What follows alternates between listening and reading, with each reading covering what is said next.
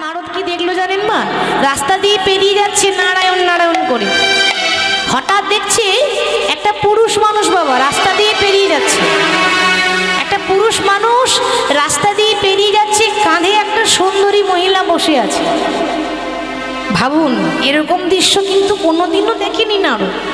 কাঁধে একটা সুন্দরী মহিলা বসে আছে আর আরেক হাতে একটা বৃদ্ধা নারীকে টানতে টানতে নিয়ে যাচ্ছে।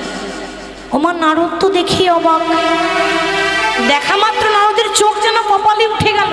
মুনি মুনি ভাবছে বাবা আগেকার দিনে তো এরকম হতো না। আগেকার দিনে নারী পুরুষের চরণ ধরে বলতো, স্বামী আশীর্বাদ করো আমি যেন তোমার আগে যেতে পারি। আচ্ছা লক্ষ্মী মায়েরা বলুন তো, এখন বলে? এখন বলে? এখন কি একবারে কেউ বলে আমি যেন তোমার আগে মরতে পারি? বলে না, না কি বলে বলুন তো? আগে তুমি মরো তারপর আমি মরবো। আমারও তো মরার শখ হয় নাই। আমি মরে গেলে এই টাকা পয়সা ঘর বাড়িগুলো দেখবে কে? তুমি যাও, তোমার সঙ্গে আমার পরে দেখা হবে। কিন্তু এটা বাস্তব কথা। আগে বলতো স্বামী আমি যেন তোমার আগে যেতে পারি, মানে আমার যেন তোমার আগে মৃত্যু হয়ে যায়। কিন্তু এ কেমন দৃশ্য? যে নারী পুরুষের চরণে প্রণাম করে সেই নারী পুরুষের কাঁধে চেপে আছে, আর আরেকটা নারীকে টানতে টানতে নিয়ে যাচ্ছে কেন? দেখা মাত্র নারদ ডাকছে, কি গো তোমাকেই বলছি, দাঁড়াও দাঁড়াও দাঁড়াও। আচ্ছা বলি তোমার বিবেক বলে কিছু নেই? ওমা সেই মানুষটা তখন উত্তর দিচ্ছে, আগে মুনিবর কিছু মনে করবেন না, এ যুগে বিবেক বলে কিছু থাকে না। ঠিক বলছে তো? এ যুগে বিবেক বলে কিছু থাকে না। বিবেক থাকলে এত অন্যায় হবে কেন? বিবেক থাকলে এত অত্যাচার হতো কেন? বিবেক নেই বলেই তো। বিবেকটা বাদ দিয়ে কথা বলুন। আচ্ছা বেশ, তুমি কিরকম পুরুষ?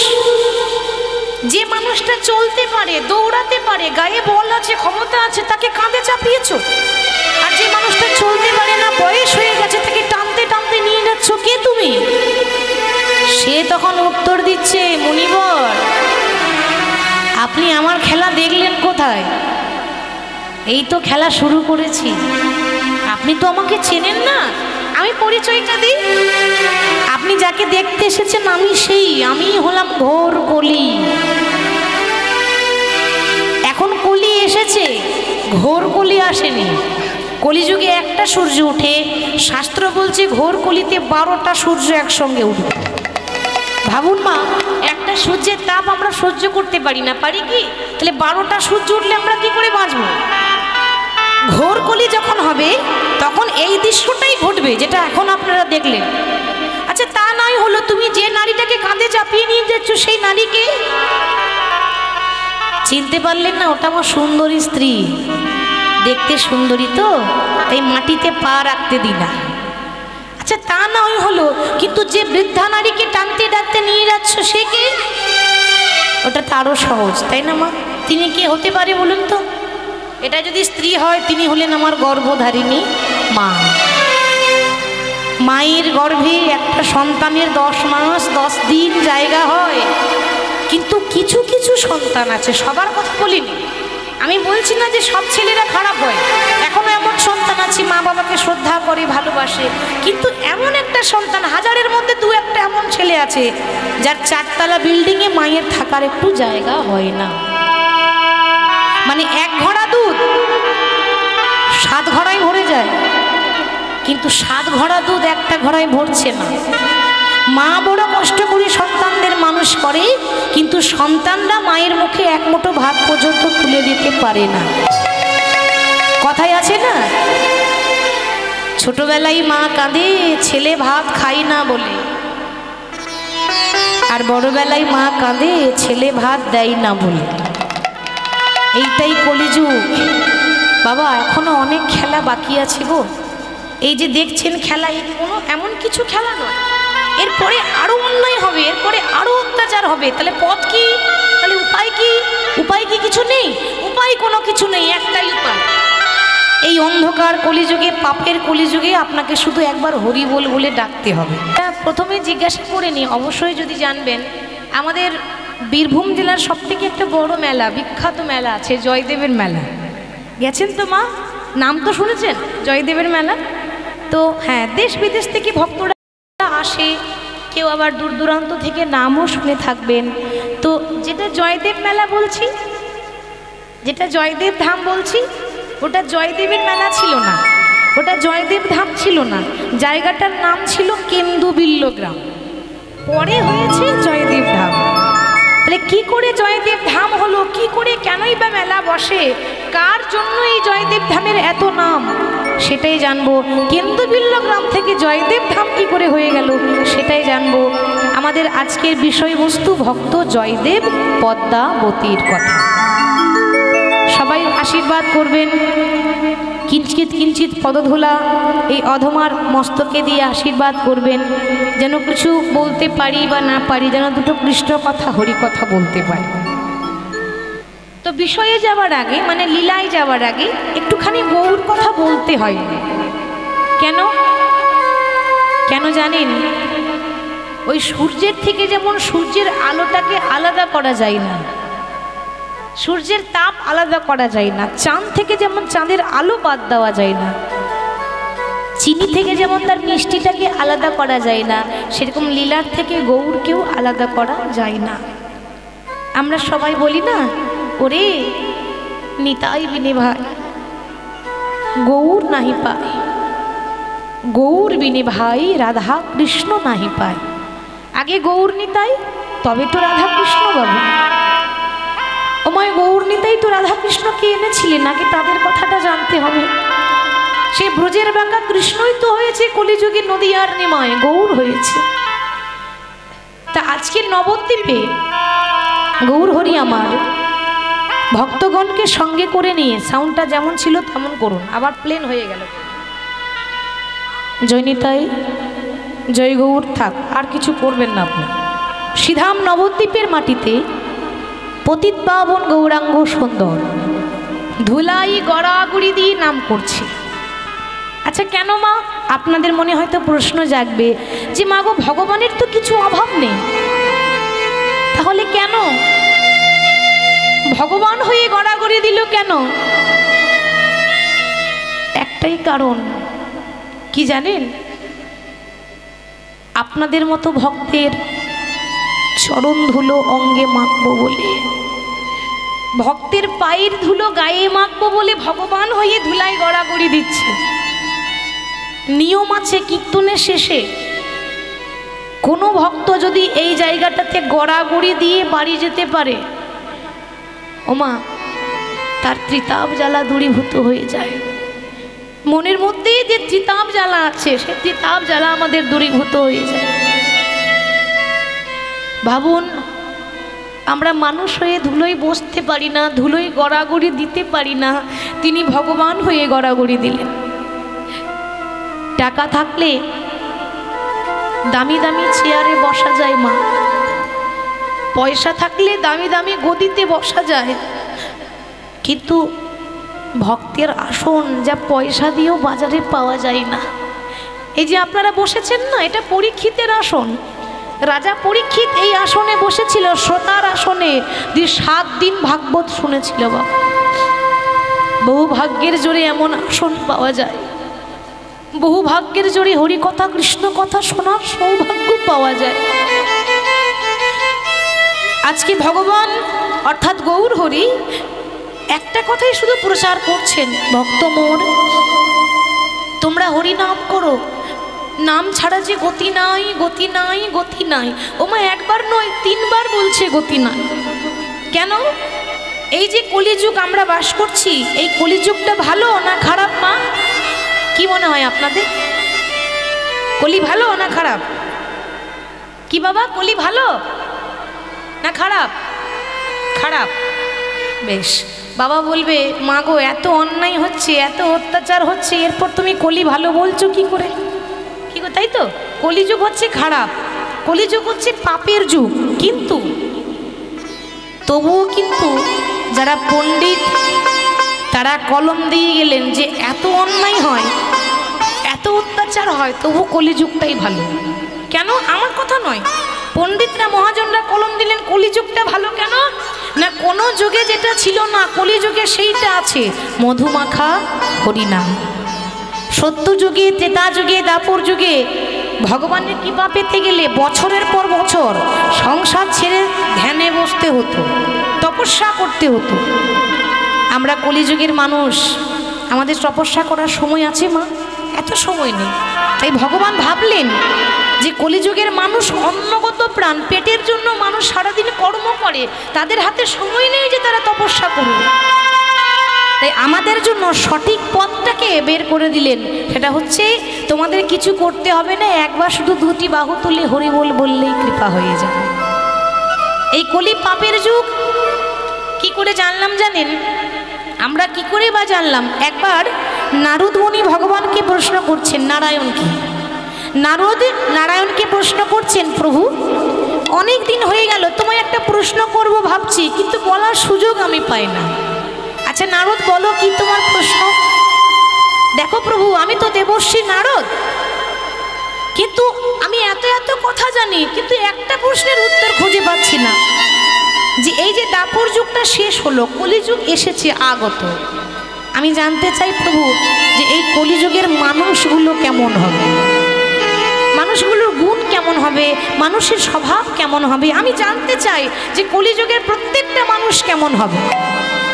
ভগবান বললেন, নারদ এই কলিযুগের মানুষ জানতে গেলে তোমাকে এখানে থাকলে হবে না, তোমাকে মর্তধাম যেতে হবে। মর্তধাম?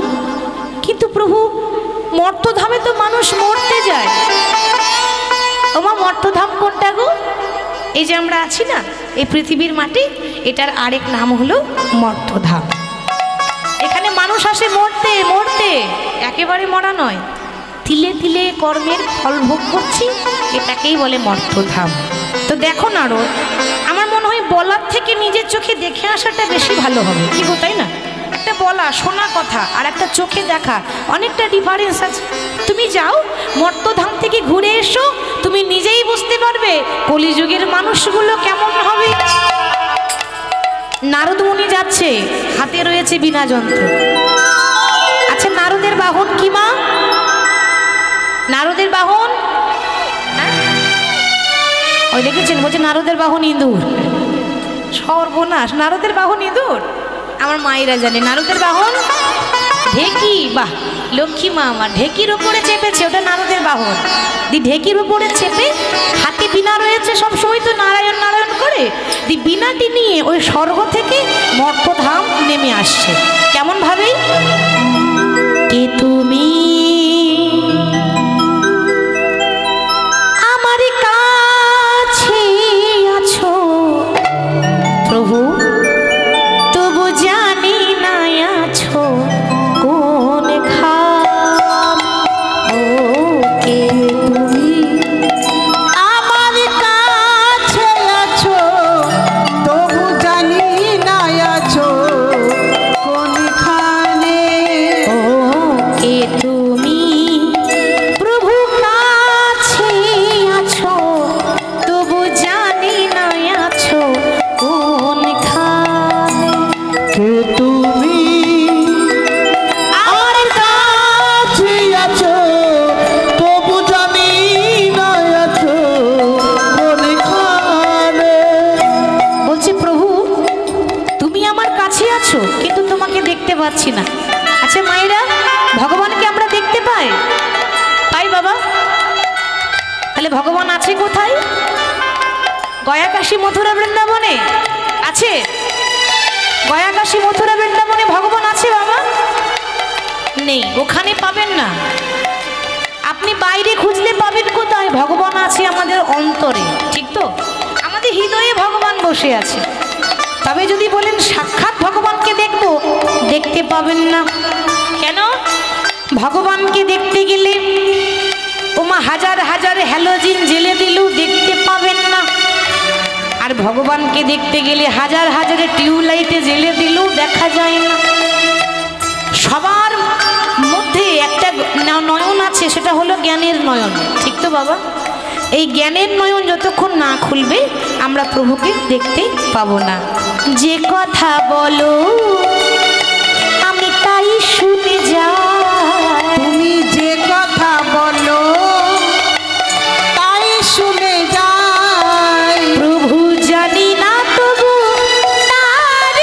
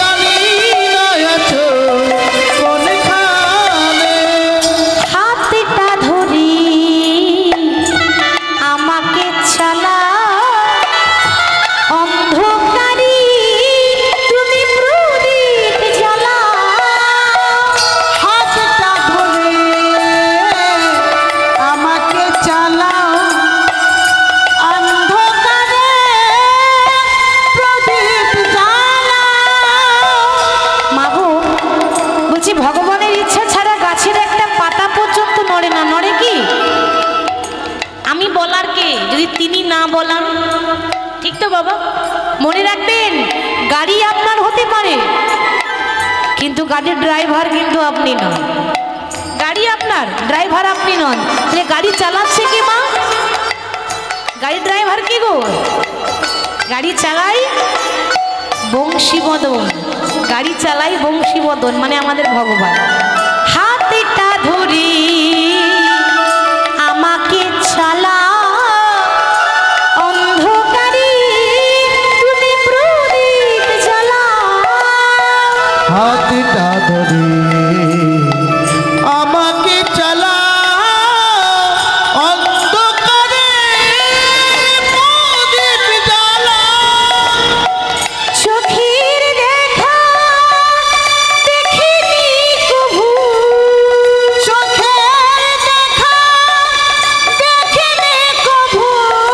না নাই কি খেলা কি জানে কে তুমি আমার কাছে আছো, তবু জানি না আছো কোনখানে। কে তুমি প্রভু কাছে আছো তবু জানি না আছো, তবু জানি না আছো, তবু জানি না আছো কোনখানে।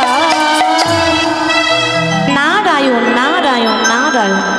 বিনাটি নিয়ে নারায়ণের নাম গাইতে গাইতে ওমা যেই না স্বর্গ থেকে মর্তধামে নেমে এসেছে। কি দেখতে এসেছে মা? কলিযুগের মানুষগুলো কেমন হবে, তাই তো? হঠাৎ নারদ কি দেখলো জানেন মা? রাস্তা দিয়ে পেরিয়ে যাচ্ছে নারায়ণ নারায়ণ করে। হঠাৎ দেখছে একটা পুরুষ মানুষ বাবা রাস্তা দিয়ে পেরিয়ে যাচ্ছে। একটা পুরুষ মানুষ রাস্তা দিয়ে পেরিয়ে যাচ্ছে, কাঁধে একটা সুন্দরী মহিলা বসে আছে। ভাবুন, এরকম দৃশ্য কিন্তু কোনোদিনও দেখিনি নারদ। কাঁধে একটা সুন্দরী মহিলা বসে আছে আর আরেক হাতে একটা বৃদ্ধা নারীকে টানতে টানতে নিয়ে যাচ্ছে। ওমা নারদ তো দেখি অবাক। দেখা মাত্র নারদের চোখ যেন কপালে উঠে গেল। মুনি মুনি ভাবছে বাবা আগেকার দিনে তো এরকম হতো না।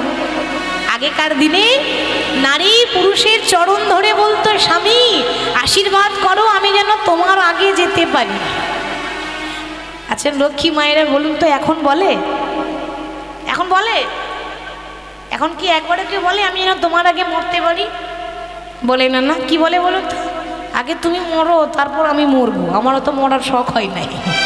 আমি মরে গেলে এই টাকা পয়সা ঘর বাড়িগুলো দেখবে কে? তুমি যাও, তোমার সঙ্গে আমার পরে দেখা হবে। কিন্তু এটা বাস্তব কথা। আগে বলতো স্বামী আমি যেন তোমার আগে যেতে পারি, মানে আমার যেন তোমার আগে মৃত্যু হয়ে যায়। কিন্তু এ কেমন দৃশ্য? যে নারী পুরুষের চরণে প্রণাম করে সেই নারী পুরুষের কাঁধে চেপে আছে, আর আরেকটা নারীকে টানতে টানতে নিয়ে যাচ্ছে কেন?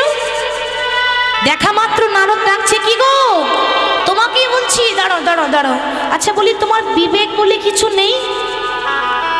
ওমা সেই মানুষটা তখন উত্তর দিচ্ছে, আগে মুনিবর কিছু মনে করবেন না, এ যুগে বিবেক বলে কিছু থাকে না। ঠিক বলছে তো? এ যুগে বিবেক বলে কিছু থাকে না। বিবেক থাকলে এত অন্যায় হবে কেন? বিবেক থাকলে এত অত্যাচার হতো কেন? বিবেক নেই বলেই তো। বিবেকটা বাদ দিয়ে কথা বলুন। আচ্ছা বেশ, তুমি কিরকম পুরুষ? যে মানুষটা চলতে পারে, দৌড়াতে পারে, গায়ে বল আছে, ক্ষমতা আছে, তাকে কাঁধে চাপিয়েছো। আর যে মানুষটা চলতে পারে না, বয়স হয়ে গেছে, তাকে টানতে টানতে নিয়ে যাচ্ছ, কে তুমি? সে তখন উত্তর দিচ্ছে, মুনিবর আপনি আমার খেলা দেখলেন কোথায়? এই তো খেলা শুরু করেছি। আপনি তো আমাকে চেনেন না। আমি পরিচয়টা দিই। আপনি যাকে দেখতে এসেছেন আমি সেই, আমি হলাম ঘোর কলি। এখন কলি এসেছে, ঘোর কলি আসেনি। কলিযুগে একটা সূর্য ওঠে, শাস্ত্র বলছে ঘোর কলিতে 12টা সূর্য একসঙ্গে উঠবে। ভাবুন মা, একটা সূর্যের তাপ আমরা সহ্য করতে পারি না, পারি কি? তাহলে 12টা সূর্য উঠলে আমরা কি করে বাঁচবো? ঘোর কলি যখন হবে তখন এই দৃশ্যটাই ঘটবে যেটা এখন আপনারা দেখলেন। আচ্ছা তা নয় হলো, তুমি যে নারীটাকে কাঁধে চাপিয়ে নিয়ে যাচ্ছ সেই নারীকে চিনতে পারলেন না? ওটা আমার সুন্দরী স্ত্রী। দেখতে সুন্দরী তো, তাই মাটিতে পা রাখতে দিই না। কিন্তু যে বৃদ্ধা নারীকে টানতে টানতে নিয়ে যাচ্ছ সে কে? ওটা তো আরো সহজ, তাই না মা? তিনি কে হতে পারে বলুন তো? এটা যদি স্ত্রী হয় তিনি হলেন আমার গর্ভধারিণী মা। মায়ের গর্ভে একটা সন্তানের 10 মাস 10 দিন জায়গা হয়, কিন্তু কিছু কিছু সন্তান আছে, সবার কথা বলিনি আমি, বলছি না যে সব ছেলেরা খারাপ হয়, এখনো এমন সন্তান আছে মা বাবাকে শ্রদ্ধা করে ভালোবাসে, কিন্তু এমন একটা সন্তান, হাজারের মধ্যে 2-1টা এমন ছেলে আছে যার 4তলা বিল্ডিংয়ে মায়ের থাকার একটু জায়গা হয় না। মানে 1 ঘড়া দুধ 7 ঘড়ায় ভরে যায়, কিন্তু 7 ঘড়া দুধ একটা ঘড়ায় ভরছে না। মা বড় কষ্ট করে সন্তানদের মানুষ করে, কিন্তু সন্তানরা মায়ের মুখে 1 মুঠো ভাত পর্যন্ত তুলে দিতে পারে না। কথায় আছে না, ছোটবেলায় মা কাঁদে ছেলে ভাত খাই না বলে, আর বড়বেলায় মা কাঁদে ছেলে ভাত দেয় না বলে। এইটাই কলিযুগ বাবা। এখনো অনেক খেলা বাকি আছে গো। এই যে দেখছেন খেলা, এই কোনো এমন কিছু খেলা নয়, এরপরে আরো অন্যায় হবে, এরপরে আরো অত্যাচার হবে। তাহলে পথ কি? তাহলে উপায় কি? উপায় কি কিছু নেই? উপায় কোনো কিছু নেই, একটাই উপায়। এই অন্ধকার কলিযুগে, পাপের কলিযুগে আপনাকে শুধু একবার হরি বল বলে ডাকতে হবে, এইটুকুই উপায় আছে। তাই মহাপ্রভু ভক্তগণকে সঙ্গে নিয়ে নামে প্রেমে মাতোয়ারা। নাম গাইছে কেমন ভাবে? বদন ভরে গাউরে মন হরে কৃষ্ণ নাম। আচ্ছা, আমার লক্ষ্মী মায়েদের বলছি, একটু উলুধ্বনি দেওয়া যাবে মা? বাহ, দেখি একটু দিয়ে দিন তো লক্ষ্মী মায়ের মতো। খুব সুন্দর হয়েছে। এবার সবাই একটু করতালি দিয়ে গাই। নাম তো করতালি দিয়ে গাইতে হয়। হরে কৃষ্ণ নামে জপ জপ বিরাম। একেবারে বদন ভরে গাওরে মন হরে কৃষ্ণ নাম, হরে কৃষ্ণ নামে জপ জপ বিরাম। বদন ভরে গাওরে মন হরে কৃষ্ণ নাম, হরে কৃষ্ণ নামে জপ জপ বিরাম। বদন ভরে গাউরে মনে হরে কৃষ্ণ নাম, হরে কৃষ্ণ নামে জপ জপ বিরাম। বদন ভরে গাওরে মন হরে কৃষ্ণ নাম, হরে কৃষ্ণ নামে জপ জপ বিরাম।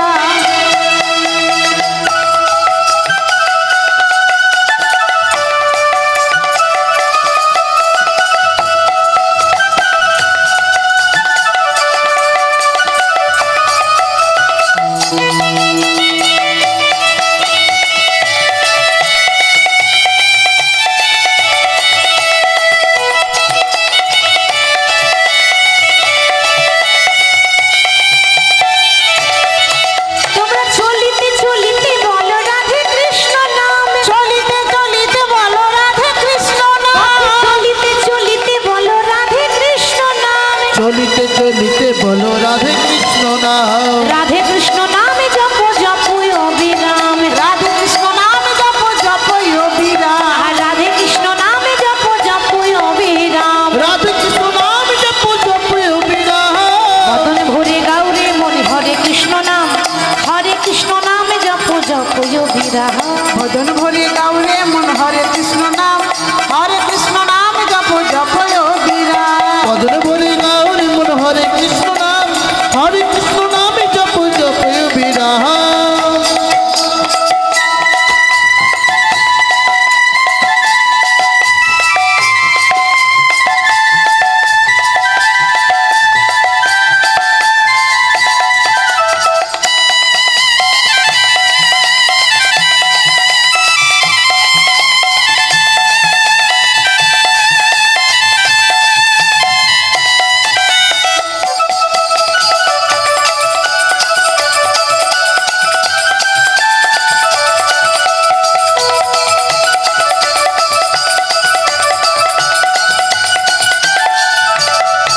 তোমরা শয়নে স্বপনে বলো রাধে কৃষ্ণ নাম, শয়নে স্বপনে বলো রাধে কৃষ্ণ নাম, শয়নে স্বপনে বলো রাধে কৃষ্ণ নাম, শয়নে স্বপনে বলো রাধে কৃষ্ণ নাম। বলো রাধে কৃষ্ণ।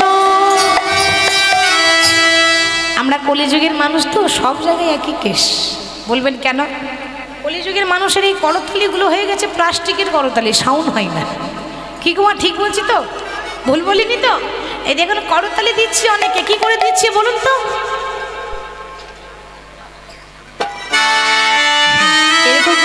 হবে, একেবারে আশেপাশে গ্রামের মানুষ যেন শুনতে পায় যেখানে কীর্তন হচ্ছে। সবাইকে তো বোঝাতে হবে নাকি যে না আমাদের এখানে হরিবাসর হচ্ছে, আমরা ভগবানের নাম ভালোবাসি। একটু জোরে জোরে ভগবানের জন্য দয়া করে কৃপণতা করবেন না, একটু করতালি দিয়ে দেখি বাহু তুলে। বাহ, হরে কৃষ্ণ নামে জপ জপ অবিরা, বদন ভরে গাওরে মন হরে কৃষ্ণ নাম, হরে কৃষ্ণ নাম জপ জপ অবিরা। একবার বদন ভরে গাওরে মন হরে কৃষ্ণ নাম, হরে কৃষ্ণ নামে জপ জপ অবিরা। বদন ভরে গাওরে মন হরে কৃষ্ণ নাম, হরে কৃষ্ণ নাম জপ জপ অবিরাম। এইভাবে নাম প্রচার করলেন ভগবান। নাম ছাড়া আমাদের গতি নেই বাবা। আমরা মানুষ হয়ে যা করতে পারলাম না, একজনের কথা বলি সে পশু হয়ে সেটা করেছিল। সে কি তার জন্ম পশুকুলে হয়েছিল, মানুষ ছিল না। সে ছিল প্রভু রামচন্দ্রের পরম ভক্ত হনুমান। আচ্ছা বাবা, হনুমান তো পশু ছিল, মানুষ ছিল কি? আমি যদি সারা জীবনও কীর্তন করি তবু ওই হনুমানের মতো ভক্তি আমার আসবে না। তার ভক্তির তুলনাই হয় না। তার ভক্তিটা কীরকম দেখুন। একবার মা সীতা, মা সীতার আরেক নাম কি গো? জানকী, মা জানকী। লক্ষ্য করুন, একবার বাবা মা জানকী আয়নার সামনে বসে বসে সিঁদুর পড়ছে। এখন যেই না মা সিঁদুর পড়ছে, হনুমান বলছে মা আমি প্রত্যেক দিন দেখি তুমি এই আয়নার সামনে বসে বসে সিঁদুর পড়ো। ও মা বলো না গো, সিঁদুর পড়লে কি হয়? আচ্ছা আমার মায়েদের জিজ্ঞাসা করি, সিঁদুর পড়লে কি হয় মা? আমরা সিঁদুর কেন পড়ি? স্বামীর মঙ্গল হয়। বাহ, সিঁদুর পড়লে স্বামীর মঙ্গল হয়, তারপর স্বামীর পরমায়ু বাড়ে। এখন মা জানো কি বলছি বাবা, সিঁদুর পড়লে স্বামীর পরমায়ু বাড়বে, আমার প্রভু রামচন্দ্রের মঙ্গল হবে। হনুমান মনে মনে ভাবছে হ্যাঁ গো, এইটুকু সিঁদুরের এত পাওয়ার, এর মধ্যে কি কোনো জাদু টাদু আছে নাকি? তাহলে আমাকেও দেখতে হবে। এবার মা সীতার ঘরে বাবা যত সিঁদুর ছিল সব নিয়ে একেবারে পা থেকে মাথা পর্যন্ত মেখে লাল হয়ে গেছে। কেন? ওই যে প্রভু মা বলেছে সিঁদুর পড়লে স্বামীর মঙ্গল হয়, তো মা এইটুকুনি নিলে যদি এত মঙ্গল হয়, আমি গোটা গায়ে মেখে নিলাম, মঙ্গলটা আরো বেশি হয়। সর্বাঙ্গে সিঁদুর মেখে একেবারে লাল মূর্তি হয়ে গেছে। লাল মূর্তি হনুমানের অনেক রূপ আছে অনেক জায়গায়। হনুমান দেখবেন লাল রঙের হয়, হয় না? ওই সিঁদুর মাখা রূপটা তারা তুলে ধরে। যে সিঁদুর মেখে লাল হয়ে সিংহাসনে বসে আছে। আর যেই না সিংহাসনে বসে আছে সে তো সবসময় একজনেরই নাম করে। সে কে? যেহেতু এটা ত্রেতা যুগের কথা বলছি, তার মানে রামায়ণের কথা হচ্ছে। আর রামায়ণের কথা হলে রাম নাম আসবে। তো সে সিংহাসনে বসেই প্রভু রাম নাম করছে। তনকে তম্বুরে মেদো ও তনকে তম্বুরে মেদো শাসকি তান বলে জয় শিয়া রাম রাম জয় রাধে শ্যাম শ্যাম। বলো জয় শ্রী রাম রাম জয় রাধে শ্যাম শ্যাম। জয় শিয়া রাম রাম জয় রাধে শ্যাম শ্যাম। বলো জয় শ্রী রাম রাম জয় রাধে শ্যাম শ্যাম। ओ तन के तंबूरे में दो, तन के तंबूरे में दो शासक की तान बोले जय सिया राम राम जय राधे श्याम। বলো জয় শ্রী রাম রাম জয় রাধে শ্যাম। বলো জয় শ্রী রাম রাম জয় রাধে শ্যাম।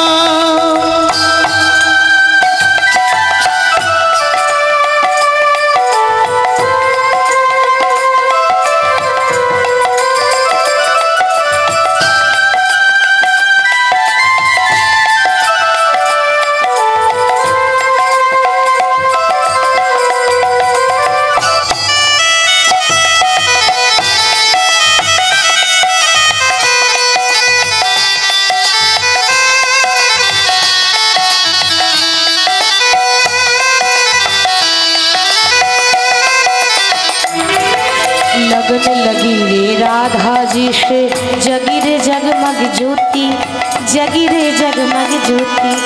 राम नाम का हीरा पाया, श्याम नाम का मोती। जगी रे जगमग ज्योति मन की मुरलिया में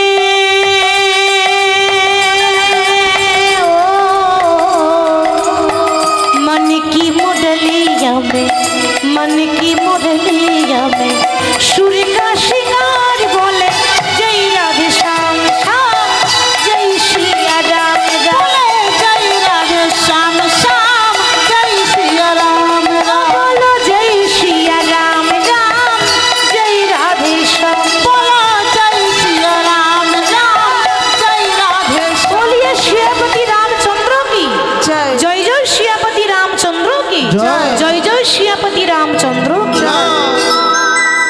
সর্ব অঙ্গে সিঁদুর মেখে যখন বসে বসে রাম নাম গাইছি, বাবা কোথায় ছিল রামচন্দ্র? এসে বলছি হনুমান এ কি করছো তুমি? আরে সিঁদুর তো নারীরা পরে স্বামীর মঙ্গলের জন্য, তুমি এখন হনুমান হয়ে পশু হয়ে সিঁদুর মেখে বসে আছো কেন?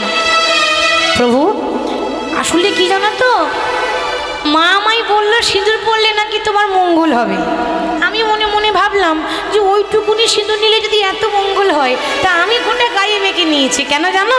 তোমার পরমায়ু বাড়বে বলে, তোমার পরমায়ু বাড়িতে বলে তোমার পরমায়ু বাড়বে বলে, পরমায়ু বাড়বে বলে প্রভু তাই তো আমি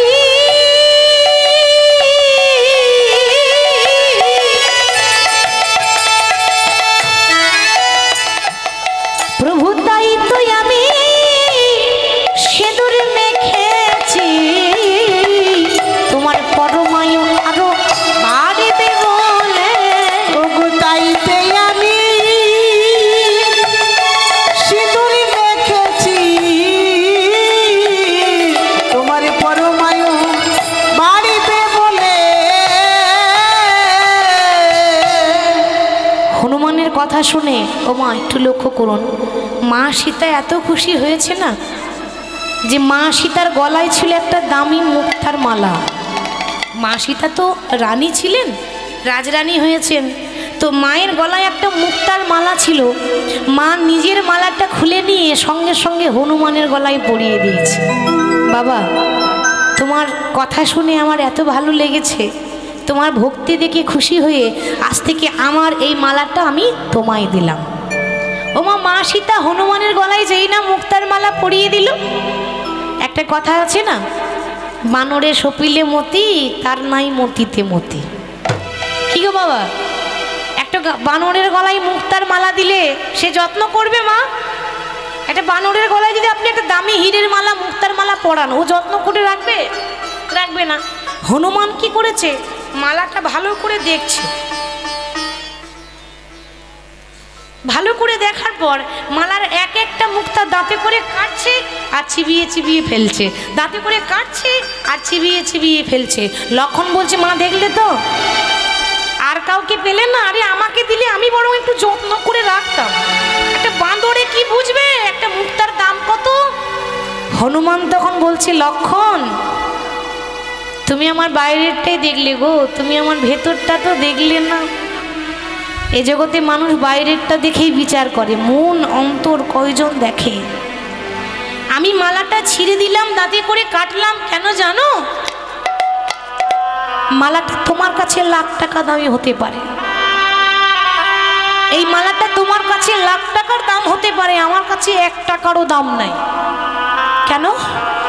আরে যে মালার মধ্যে আমার প্রভুর রাম নামের সুগন্ধ নেই, যে মালার মধ্যে আমার প্রভুর নাম লেখা থাকে না, সেই মালা তো আমার কাছে কোনো মূল্য থাকে না। মা মালাটা পরিয়েছি বটে, কিন্তু আমি অনেক দেখলাম এই মালার মধ্যে আমার প্রভুর নাম পেলাম না খুঁজে, তাই তো মালাটা আমি দাঁতে করে কেটে দিলাম। ও এত ভক্তি তোমার, যত বড় মুখ নয় তত বড় কথা, এতই যদি তোমার ভক্তি হবে, কই দেখি তাহলে তোমার অন্তরটা দেখাও, দেখি দেখি তোমার অন্তরে কত ভক্তি আছে। মুখে বললে হবে না, দেখাতে হবে। আর যেই না লক্ষণ বলেছে বাবা বলা মাত্র হনুমান যা করেছি আমরা জীবনেও পারবো না। কি গো, হনুমান কি করেছিল? বলা মাত্র সঙ্গে সঙ্গে বলছে লক্ষণ দেখতে চাও? তবে দেখে নাও, তোমার ভক্তিটা বাইরে আছে, আমার ভক্তিটা লোক দেখানো নয়, আমার ভক্তি অন্তরে আছে। সঙ্গে সঙ্গে বুকটা চিরে দেখিয়ে দিল, দেখাই রাম সীতা তার হৃদয় মাঝে, দেখে রাম হৃদয় সীতা হৃদয় মাঝে তারা যুগ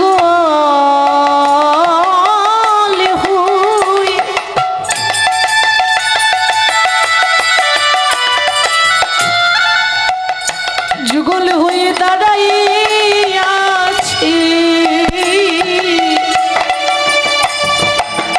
দেখাই রাম সীতা হৃদয় মাঝে তারা যুগল হয়ে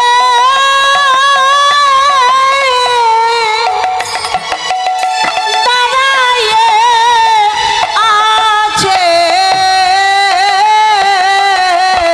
রাম সীতা হৃদয় মাঝে। ভগবান বললেন, হনুমান তুমি একটা পশু হয়ে যা করলে, হয়তো ত্রেতা যুগের কোনো ভক্ত এটা করতে পারবে না। আমি ভগবান রামচন্দ্র, আমি তোমায় আজকে আশীর্বাদ করলাম। আজ থেকে মর্তধামের মাটিতে, পৃথিবীতে যখনই রামনবমী হবে, রামনবমী মানে রামের জন্মদিন, তাই তো? যখনই রামের জন্মদিন আসবে, রামনবমী হবে, তখন রামনবমীর দিনে রামের পুজো হবে না। আশীর্বাদ করলাম সেই দিন তোমার পুজো হবে। সেই জন্য যে জায়গায় রামনবমী হয়, যেখানে যেখানে হয়, আমাদের পশ্চিমবাংলায় হয়, তবে খুব কম হয়।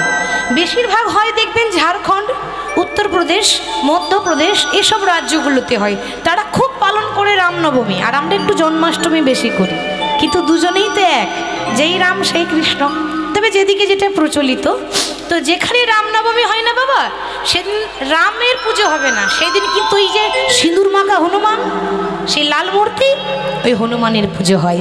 ভগবান এখানে প্রমাণ করে দিলেন যে ভক্তই আমার মাতা পিতা, ভক্তই আমার গুরু, ভক্ত রেখেছে নামে বাঞ্ছা কল্পতরু। তাহলে মহাপ্রভু নাম বিলিয়ে দিচ্ছে আর আমাদেরকে শিক্ষা দিচ্ছে। ভগবানের অবতার কেন? শিক্ষা দেওয়ার জন্য। আর মহাপ্রভু নাম করছেন, এত সুন্দর শোভা। পাশ থেকে মহাজন বলছে, দেখো দেখো, মানুষ একটাই, রং পাল্টে গেল। বৃন্দাবনে কৃষ্ণ ছিল দেখতে কালো, কলিযুগে হয়েছে ফর্সা।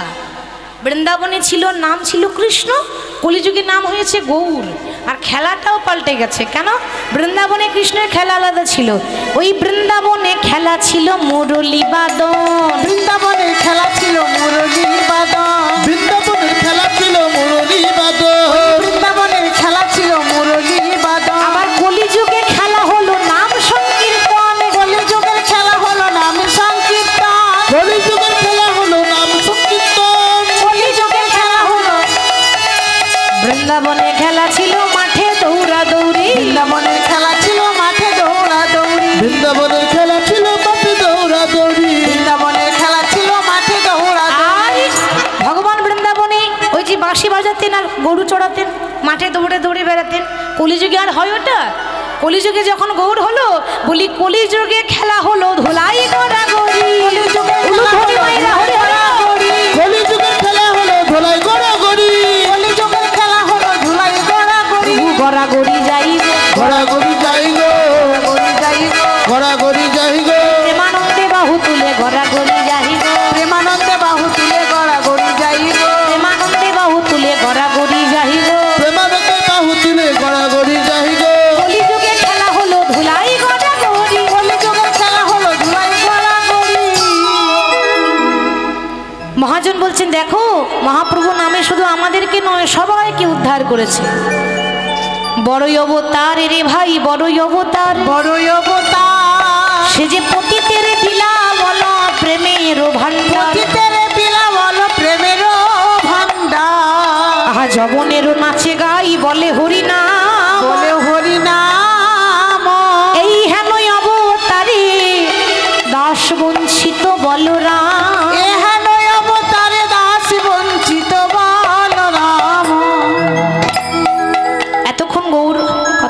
করছিলাম, এটাকে বলছে গৌর চন্দ্রিকা। গৌড়ের কথা আগে বলতে হয়, তা গৌড়ের কথা আলোচনা করছিলাম। এবার আমরা বিষয়ে চলে যাই। বিষয় মানে লীলা আগেই বলেছি, ভক্ত জয়দেব পদ্মাবতীর কথা। কিন্তু মাগো, ভক্তের কথা জানতে গেলে বাবা আগে তো জানতে হবে যে ভক্তের মা বাবা কেমন ছিল। বাবা, যার গর্ভে একটা কৃষ্ণ ভক্তের জন্ম হয়, ভাবুন সেই মা কত কৃষ্ণ ভক্তিমতী হবে, সেই মা কত গুণবতী হবে।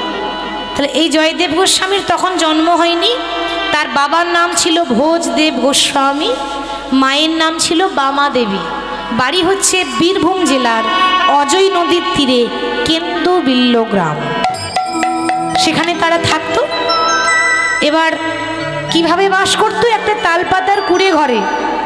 আজ কেন্দুবিল্ল নামে গ্রাম,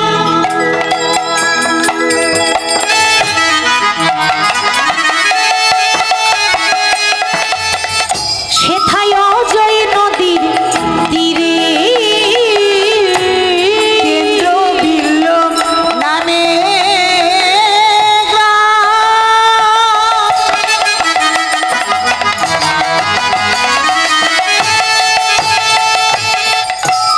অজয় নদীর তীরে কেন্দুবিল্ল নামে গ্রাম।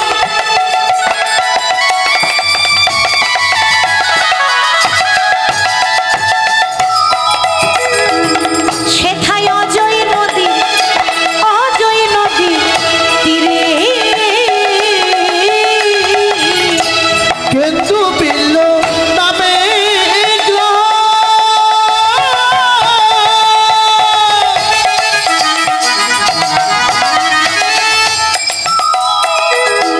অজয় নদীর তীরে আবার ভোজে দেব নামে ব্রাহ্মণ,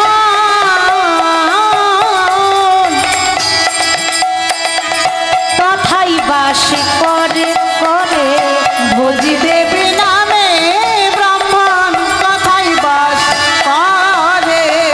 ভোজে দেব নামে ব্রাহ্মণ, তথাই বাস করে।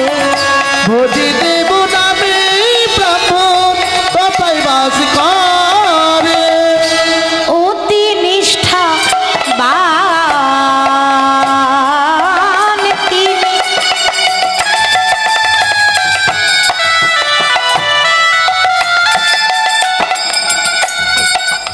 ছিল ধার্মিক ও সুজন,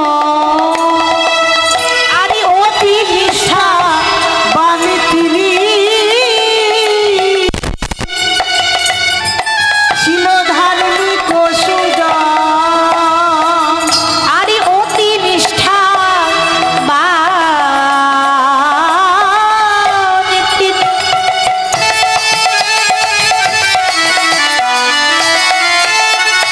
ছিল ধার্মিক ও সুজন গো।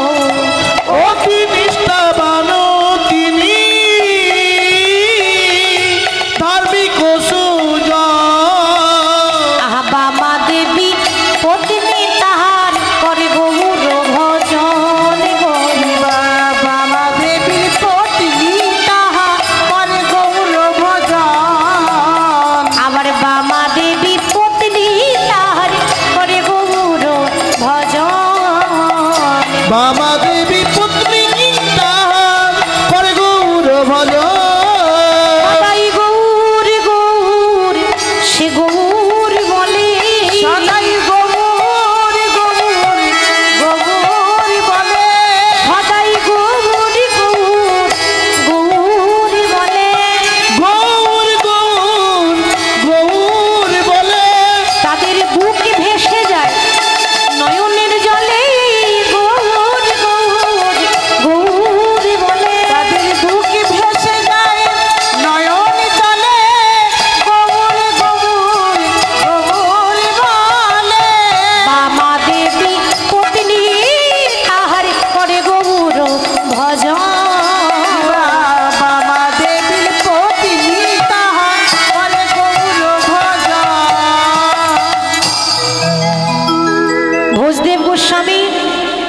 এবং তার সহধর্মিণী বামা, সবাই বলতেন বামা দেবী। তো ব্রাহ্মণ আর ব্রাহ্মণী ওমা অজয় নদীর তীরে কেন্দুবিল্ল গ্রামে একটা তালপাতার কুড়ে ঘরে তারা থাকতো। কেন তালপাতার কুড়ে ঘর? কেন কেন হবে না? এ জগতে যারাই ভগবানকে ভালোবাসে, এ জগতে যারাই ভগবানকে আপন করেছে, তাদেরকেই পথের কাঙাল হতে হয়, তাই না মা? যে ভগবানকে ভালোবাসে তাকে যে পথের কাঙাল হতে হয়। ভগবান নিজের মুখে বলেছেন, নিজের বদনে গীতায় বর্ণনা করেছেন, ভক্ত মোর এ জগতে কেউ যদি আমায় ভালোবাসে, যে করে আমার আশ, আমি তারই করি সর্বনাশ। দেখবেন যারা বেশি হরি হরি করে, যারা ভালো মানুষ, কারো ক্ষতি করে না, কারো অন্যায় করে না, সৎ পথে যায়, সৎ কথা বলে, মিলিয়ে দেখবেন বাবা তার জীবনেই দুঃখ বেশি, তার জীবনেই কষ্ট বেশি। আমরা বলি না যে প্রভু আমরা তো কারো ক্ষতি করিনি, তাহলে আমাদেরকে কেন এত কাঁদতে হচ্ছে, কেন এত কষ্ট হয়? ভগবান বলেছে হবে কেন? আমি তো কষ্ট দিচ্ছি কেন? না, যে আমাকে ভালোবাসবে আমার কাজই হচ্ছে তাকে রাস্তার ভিখারি বানিয়ে দেওয়া, পথের কাঙাল করে দেওয়া। তবু যদি না ছাড়ে আমার পাঁচ, তারপর হই আমি তার দাসী অনুদাস। কেউ যদি বলে প্রভু আমায় কষ্ট দিচ্ছ তো দাও, যত দুঃখ দেবে দাও, যত কষ্ট দেবে দাও, শুধু আশীর্বাদ করো। হাজার কষ্ট সহ্য করেও আমি যেন তোমার চরণ ধরে বসে থাকতে পারি, হাজার কষ্ট হলেও আমি যেন তোমার জন্য কাঁদতে পারি, হাজার যন্ত্রণা হলেও আমি যেন তোমার নাম করে ডাকতে পারি। এইভাবে যদি কেউ ডাকতে পারে, ভগবান বলছে তারপর হই আমি তার দাসের অনুদাস। তার প্রমাণ আছে। প্রমাণ কি? একটু ছোট্ট প্রমাণ দিই। ভগবানকে ভালোবাসলে যে পথের কাঙাল হতে হয় তার প্রমাণ দিচ্ছে বাবা রামায়ণে। রামায়ণে এক ভক্ত ছিল যার নাম ছিল চণ্ডালিনী শবরী। নাম শুনেছেন বাবা? এটাকে বলে উদাহরণ, শিক্ষামূলক কথা। নিচু জাতের মেয়ে ছিল শবরী। মাত্র 5 বছর বয়সে নিজের মা বাবাকে হারিয়েছিল। মানে 5 বছর বয়সেই তার মা বাবা মারা গেল। এ জগতে যার মাতা পিতা নাই তার তো আর কেউ নেই গো। যে আপনাকে ভালোবাসবে সে স্বার্থ নিয়ে, স্বার্থ ছাড়া কেউ ভালোবাসে না। ছোট্ট 5 বছরের মেয়ে বনে বনে ঘুরছে। বনে বনে ঘুরতে ঘুরতে বলছে প্রভু তুমি তো আমার কাছ থেকে সব কিছু কেড়ে নিয়েছো প্রভু, আমার বলতে তো কিছু রাখো নাই। আজ আমার কেউ নেই, কিন্তু আমি জানি এই জগতে আমার কেউ থাক বা না থাক তুমি তো আছো। ওমা যার কেউ নেই তার গোবিন্দ আছে। জীবনে কোনোদিনও নিজেকে একা ভাববেন না। তার ধৈর্য দেখুন, আমাদের ধৈর্য নেই, সব কিছুতেই তাড়াহুড়ো হলে ভালো হয়। আর ওইটুকু মেয়ে, এবার নিচু জাতের মেয়ে ছিল তো, কেউ ভালোবাসতো না, কেউ তার ছায়া পর্যন্ত পার হতো না, কেউ তার মুখ দেখতেও পছন্দ করতো না। এই 5 বছরের মেয়েটা রাম রাম রাম রাম রাম রাম রাম বলতে বলতে এত বয়স হয়ে গেল, আর ভালো করে হাঁটতে পারে না। এবার হাতে একটা লাঠি ধরেছে, বয়স হয়েছে। ভাবুন ধৈর্যের পরীক্ষা দেখুন, ছোটবেলা থেকে সে অপেক্ষা করছে রামের জন্য। লাঠি সবাইকে ধরতে হবে মা, তাই না? কোনো বয়স্ক মানুষ যখন লাঠি হাতে নিয়ে যায়, আমরা ঠাট্টা করি, আমরা ব্যঙ্গ করি, ওই দেখ বুড়ো হয়ে গেছে তো কি করে যাচ্ছে দেখ। ভুলে যাবেন না, ওই রকম দিন আমারও আসবে। আমি সারা জীবন এরকম থাকবো না, ওই রকম লাঠি একদিন আমাকেও ধরতে হবে। ওই জন্য মহাজন বলছি, বেলা যে যায় বাসনায় আগুন দিতে হবে। তো ওই অতি বৃদ্ধা শবরী একটা ঝুপড়ি ঘরে বসে থাকে। ঝুপড়ি ঘরে বসে বসে বলছে, প্রভু সেই ছোটবেলা থেকে তোমার অপেক্ষা করছি, জানি না কখন কখন দেহ ছেড়ে প্রাণ পাখি কোন দিন চলে যাবে জানি না। যেদিন দেহ ছেড়ে প্রাণ পাখি চলে যাবে সেদিন এই দেহটা শিগাল কুকুরে ছিঁড়ে ছিঁড়ে খাবে। কতটা ভক্তি ভরে ডাকছে দেখুন। ভগবানকে পেতে গেলে পাণ্ডিত্য দিয়ে নয়, জ্ঞান দিয়ে নয়, চোখের জল দিয়ে যদি কেউ ডাকতে পারে ভগবান খুব তাড়াতাড়ি তার কাছে চলে যায়। তাহলে বলছে দেহ ছেড়ে যেদিন প্রাণ পাখি উড়ে যাবে, এই শরীরটা আমার তো কেউ নয়, এই জগতে কেউ নেই আমার, আমি তো অনাথ। আমাকে কেউ যদি মারা যায়, কেউ যদি ফেলে দেয়, শিগাল কুকুরে ছিঁড়ে ছিঁড়ে খাবে। ওই শিগাল কুকুরের সেবায় লাগা থেকে আমি যদি তোমার চরণটা জড়িয়ে ধরে মরতে পারি,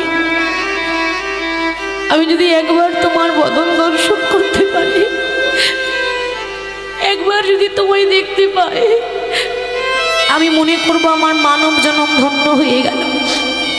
প্রভু গো, এই জগতে সবাই বলে যে ইহলোক ছেড়ে পরলোকে যেতে গেলে নাকি মাঝখানে একটা নদী পেরোতে হয়, সেটা হলো বৈতরণী নদী, তাই না মা?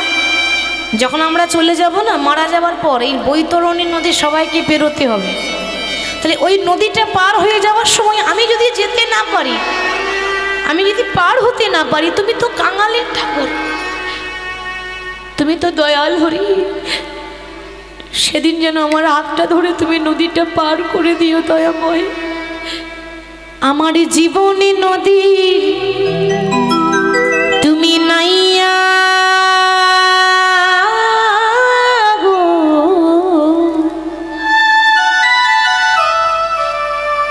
আমার ভবের খেলা আজ সাঙ্গ হলো রে।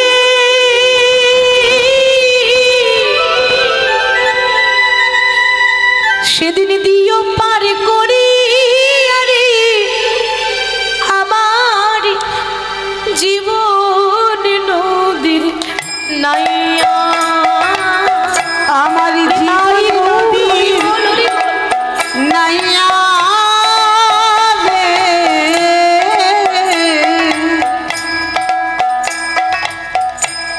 ভবের খেলা সাঙ্গ হলো রে, দিও পার করিয়া আমার জীবন নদীর নাইয়া, আমার জীবনে নদী নাইয়া রে, আমার ভবের খেলা আজ সাঙ্গ হলো রে। সেদিন দিও পার করিয়া আমার জীবন নদীর নাইয়া, আমার জীবন নদীর নাইয়া রে, ভবের খেলা সাঙ্গ হলো রে, দিও পার করিয়া আমার জীবন নদীর নাইয়া।